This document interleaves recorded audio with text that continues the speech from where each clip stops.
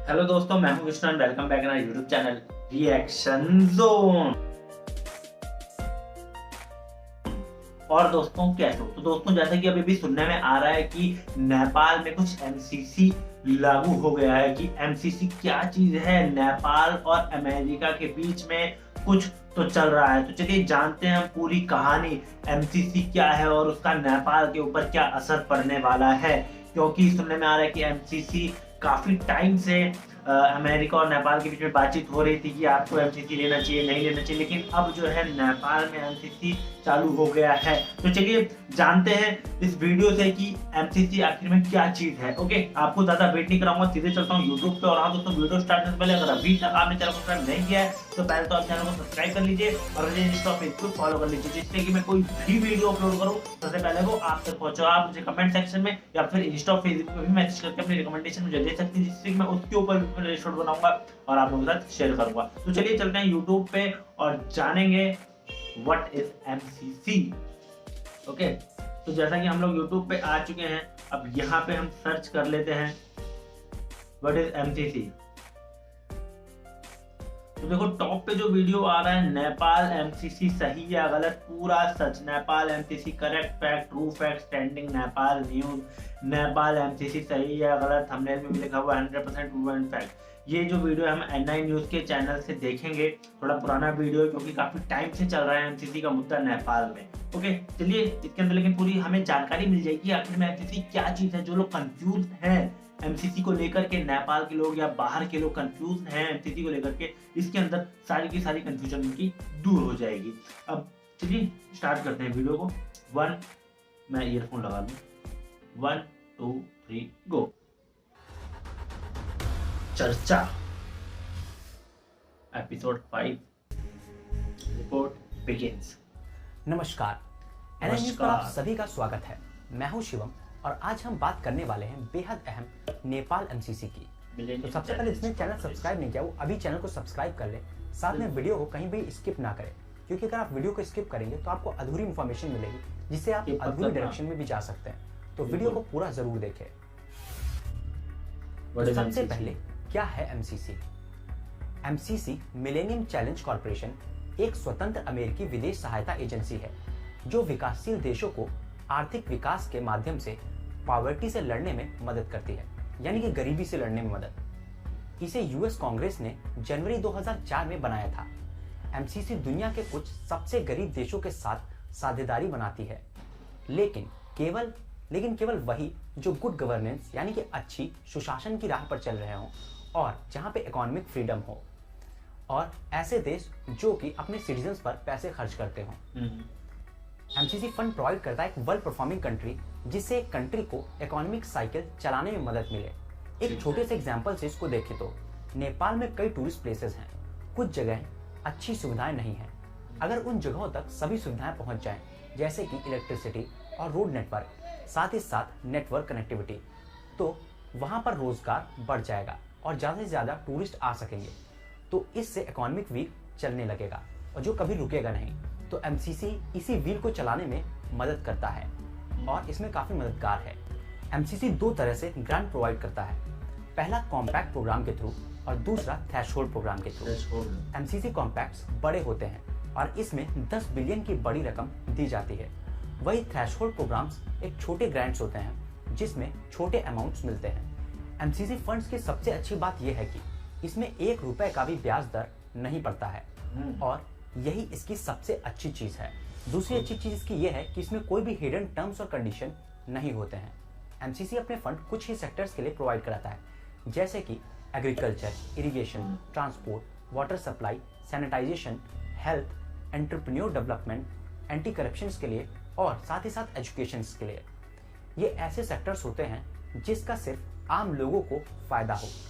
इन funds को किसी sand development पर इस्तेमाल नहीं किया जा सकता और इसी पर यूएस द्वारा नजर रखी जाती है, जिसके लिए कोई एमसीसी ऑफिसर उस कंट्री में नियुक्त किया जाता है जो वहां पे चल रहे प्रोजेक्ट पर नजर रखता है।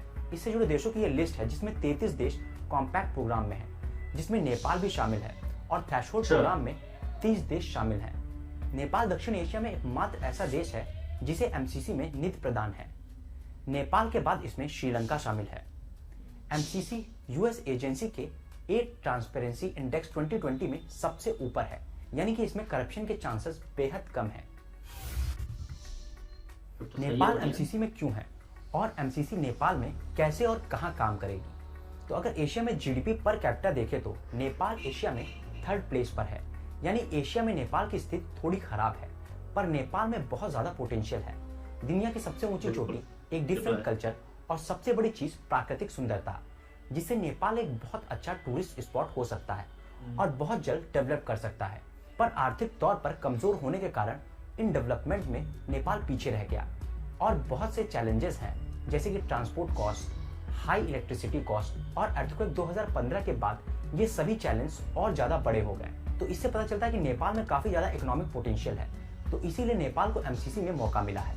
नेपाल के साथ एमसीसी कॉम्पैक्ट अमेरिका नेपाल भागीदारी का भी एक अच्छा मौका है, क्योंकि एक कंट्री जितना ज्यादा से ज्यादा दूसरे देशों से जुड़ सके, उसके डेवलपमेंट के चांसेस उतनी जल्दी ज्यादा होते हैं। एमसीसी ने नेपाल को दिसंबर 2014 में सेलेक्ट किया अपने कॉम्पैक्ट प्रोग्राम के लिए, जिसके लिए नेपाल और एमसीसी के 2013-14 में अध्ययन भी किए गए, जिसमें पाया गया कि नेपाल में ट्रांसपोर्टेशन और इलेक्ट्रिसिटी ये दो ऐसे सेक्टर हैं जिसमें डेवलपमेंट बेहद जरूरी है, जिससे नेपाल इकोनॉमिक साइकिल मूव कर सके। और फिर एमसीसी का नेपाल कॉम्पैक्ट बिजली उपलब्धता बढ़ाने और नेपाल में परिवहन की लागत को कम करने के लिए बनाया गया, जिसके बाद 2017 में नेपाल के मिनिस्टर ज्ञानेंद्र बहादुर कर्की और एमसीसी सीईओ मिस्टर जोनार्थन दोनों के बीच में कॉम्पैक्ट को लेकर सिग्नेचर हुए। एमसीसी प्रोजेक्ट के लिए यूएस $500 मिलियन देगा, वहीं नेपाल इसमें $130 मिलियन लगाएगा, जिसमें 500 मिलियन एनर्जी सेक्टर में लगेंगे और $130 मिलियन रोड सेक्टर में लगेंगे। इसकी परियोजना में कंस्ट्रक्शन होगा करीबन 300 किलोमीटर 400 केवी की ट्रांसमिशन लाइन, जो कि डिफरेंट एरियाज में होगी, और रोड में मेची, कोशी, सागरमाथा, त्रिभुवन और ईस्टर्न वेस्टर्न हाईवे तक रोड बनेंगी। इन परियोजनाओं से नेपाल का की इंफ्रास्ट्रक्चर बेहद मजबूत होगा। अब इस एमसीसी में प्रॉब्लम्स क्या आ रही? सबसे पहली प्रॉब्लम है एक इंडो पैसिफिक स्ट्रेटजी रिपोर्ट जो पब्लिश हुई जून 2019 लास्ट ईयर, जिसमें कहा गया जो इस कॉम्पैक्ट में सहमत है वो पार्ट है इंडो पैसिफिक स्ट्रेटजी में। ये वो स्ट्रेटजी है जो यूएस इस रीजन में करता है, जिस पर चीजें उलझ गईं। नेपाल में एमसीसी ऑफिसर ने कहा नेपाल को MCC as an economic part of Indo Pacific strategy समझना चाहिए, जिसका कोई मिलिट्री पार्ट नहीं है। पर ये सब चीजें एमसीसी कोई पॉलिसीज में है ही नहीं, जो एक प्रॉब्लम दिखी। हालांकि इसे बयानबाजी ही कहा जा सकता है, क्योंकि इसका कोई आधार नहीं है। दूसरी प्रॉब्लम है जो मेन ट्रांसमिशन प्रोजेक्ट है, क्या वो अफेक्टेड कम्युनिटीज तक पहुंच भी पाएगा या नहीं, क्योंकि इस सेक्टर में नेपाल का एक खराब बैकग्राउंड रहा है। इन परियोजनाओं को मानवाधिकारियों के हनन, देरी और फंसी हुई संपत्ति के कारण काफी कंप्लेंट्स भी हैं। तो प्रोजेक्ट डेवलपर्स और जो कॉमन लोग हैं उनके बीच में काफी गतिरोध है, यानी ये कॉन्फ्लिक्ट्स है, और लोग इससे काफी ज्यादा नाराज हैं। तीसरी प्रॉब्लम, लोगों की शिकायतों के बाद एफपीआईसी एंड राइट फोरम ने देखा कि परियोजना ट्रांसमिशन लाइन लोगों की दिक्कतें नहीं सुन रहा। इसमें वनों की कटाई यानी डिफॉरेस्टेशन, सामुदायिक संसाधनों का हनन, लोगों की स्वास्थ्य और सुरक्षा, लोगों की जमीनें जाना और मुआवजे जैसी चीजें अटकलें हैं। चौथी प्रॉब्लम, जुलाई 2019 को ह्यूमन राइट्स यानी कि एनएचआरसी के पास कंप्लेंट्स होती हैं। स्थानीय समुदाय इससे निराश हैं और उनकी चिंताओं को दूर करने के लिए सरकार की प्रतिबद्धता पर भी सवाल उठे हैं, जिसमें एनएचआरसी ने फरवरी 2020 को लामजुआंग जिले में इन्वेस्टिगेशन भी की। पांचवी प्रॉब्लम, इसे अमेरिका का काउंटर देखा जा रहा है, जो कि Chinese belt and road initiative के तौर पर देखा जा रहा है, जिसे लेकर भी नेपाल में विवाद था, क्योंकि नेपाल के कुछ मंत्री चीन को नाराज नहीं करना चाहते थे। तो ये भी एक प्रॉब्लम खड़ी हुई। अब देखते हैं एमसीसी के पॉजिटिव और नेगेटिव इफेक्ट जो नेपाल पर असर डाल सकते हैं। पहले नेगेटिव इम्पैक्ट्स को देखते हैं। सबसे बड़ा नेगेटिव इम्पैक्ट है, इससे नेचर को बहुत ज्यादा नुकसान हो सकता है। इन परियोजनाओं से पेड़ों की कटाई होगी, यानी कि डिफॉरेस्टेशन, जिससे नेचर पे काफी ज्यादा असर पड़ेगा। दूसरा नेगेटिव इम्पैक्ट, लोगों की जमीन और फार्मर्स की जमीन जाना, जिससे लोग इस परियोजनाओं से खुश नहीं हैं और इसके काफी ज्यादा दुष्प्रभाव पड़ रहे हैं लोगों पर। तीसरा नेगेटिव इम्पैक्ट, लोगों की स्वास्थ्य, सुरक्षा, संसाधनों का हनन, जो कि इन परियोजनाओं के चलते हो रहा है। चौथा नेगेटिव इम्पैक्ट, इससे करप्शन को बढ़ावा मिल सकता है, क्योंकि अपने आप में जो एमसीसी से रकम मिल रही है वो बेहद बड़ी है और इससे पॉलिटिशियन इसका बड़ा फायदा भी उठा सकते हैं। सही बात है। अब इसके पॉजिटिव इम्पैक्ट की बात करें तो सबसे पहले ये एक बड़ा इकोनॉमिक सपोर्ट है जो कि जल्द डेवलपमेंट कर सकता ये भी है। बात सही है। Positive दूसरा support। इम्पैक्ट, इससे नेपाल की रोड कनेक्टिविटी बहुत जल्दी अच्छी हो जाएगी। ये तो है। तीसरा बड़ा इम्पैक्ट, इससे नेपाल के टूरिज्म पर बहुत अच्छा असर पड़ेगा और टूरिज्म को काफ़ी ज़्यादा बढ़ावा मिलेगा, जिससे नेपाल की इकोनॉमी बूस्ट होने के सबसे ज़्यादा चांसेस हैं। चौथा इम्पैक्ट, इससे नेपाल के नए रोजगार पड़ेगा। ज़्यादा से ज़्यादा बिजली और ज़्यादा कनेक्टिविटी ज़्यादा रोजगार के अवसर प्रोवाइड कराएगा। पांचवा इम्पैक्ट, साथ ही इससे एजुकेशन सिस्टम भी अच्छा होगा, क्योंकि जब ज़्यादा से ज़्यादा कनेक्टिविटी होगी और ज़्यादा अच्छी इलेक्ट्रिसिटी होगी तो इससे एजुकेशन पर भी काफ़ी अच्छा असर पड़ेगा। ये बात सही है। Problems अब in कुछ Nepal। सवाल के जवाब जो नेपालियों के मन में एमसीसी को लेकर हैं। ठीक है। सबसे पहला, नेपाल को एमसीसी में हिस्सा लेने के लिए किसी भी चीज से जुड़ने या साइन करने की जरूरत नहीं है। सिर्फ एमसीसी के लिए साइन किया गया है और इसमें कोई हिडन टर्म्स और कंडीशंस नहीं है। एमसीसी का इस्तेमाल किसी भी सैन्य परियोजना के लिए नेपाल नहीं कर सकता। तीसरी चीज, 500 मिलियन के फंड पर नेपाल को कोई भी ब्याज दरें नहीं देनी पड़ेंगी। इसमें ना ही कोई छुपा हुआ खंड है जिससे इसमें ब्याज देना पड़े और नेपाल को उन परियोजना पर ही पैसे खर्च करने होंगे जिस पर एमसीसी और नेपाल के साथ सहमति हुई है।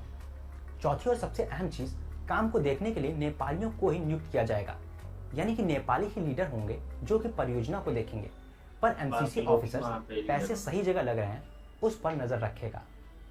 पांचवी चीज, लोगों का कहना है कि इसमें अमेरिका नेपाल पर कब्जा जमा सकता है, पर इसमें कोई भी तथ्य नहीं है। हाँ, लेकिन इससे अमेरिका का थोड़ा इम्पैक्ट नेपाल की राजनीति में जरूर होगा, लेकिन वो इतना भी नहीं जितना चीन, भारत और अन्य देशों का होता है। बल्कि ये अच्छा ही है कि नेपाल और अमेरिका के संबंध भी अच्छे होंगे, जिससे नेपाल की अगर किसी तीसरे देश से अनबन भी हो जाती है तो अमेरिका उसका साथ दे सकता है।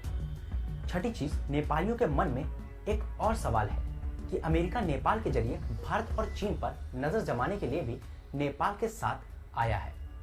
ये सच भी हो सकता है और अमेरिका चीन और भारत पर नजर भी रखना चाहता है, पर अगर इसमें नेपाल का हित होता है तो कोई नुकसान नहीं। नेपाल को अपने डेवलपमेंट पर सोचना चाहिए, न कि किसी तीसरे देश के लिए नेपाल इस प्रोजेक्ट से पीछे हटे। अब एमसीसी पर क्या है मेरा ओपिनियन और सॉल्यूशंस। तो इतनी दिक्कतों के बाद क्या नेपाल को इन परियोजनाओं को बंद कर देना चाहिए? मेरे हिसाब से नहीं। मेरे हिसाब से नेपाल के लिए काफी ज्यादा अच्छी अपॉर्चुनिटी है, लेकिन इसकी प्रॉब्लम्स भी उतनी ही बड़ी हैं। आम लोगों को इससे बहुत दिक्कतें हैं। उनकी जमीनें, जंगल की कटाई, ये काफी बड़े बड़े मुद्दे हैं, पर इन प्रॉब्लम्स का सॉल्यूशन निकालने पर काम करना चाहिए। डेवलपमेंट तो जरूरी है, पर सस्टेनेबल डेवलपमेंट होना चाहिए, जिसका मतलब हमारे वातावरण को कम से कम नुकसान पहुंचे। सरकार को लोगों की दिक्कतों को भी समझना चाहिए। जिस किसान की जमीन जा रही है उसके लिए एक नई जमीन का व्यवस्था करना चाहिए। रोड की कनेक्टिविटी भी जरूरी है, पर सरकार को ऐसे रूट्स निकालने चाहिए जिससे जंगलों को नुकसान कम से कम हो। भले ही उस प्रोजेक्ट की लागतें बढ़ जाएं, लेकिन वो लॉन्ग टर्म्स के लिए नेपाल के लिए अच्छा होगा। तो आज के एपिसोड में इतना ही। वीडियो अच्छा लगा हो तो इसे लाइक कीजिए, इसे ज्यादा से ज्यादा लोगों तक शेयर कीजिए ताकि एक इन्फॉर्मेशन लोगों तक पहुंच सके। अगर आपने इस चैनल को सब्सक्राइब नहीं किया तो अभी चैनल को सब्सक्राइब कीजिए, साथ में बेल का आइकन जरूर दबा लें ताकि लेटेस्ट अपडेट आपको मिलते रहे।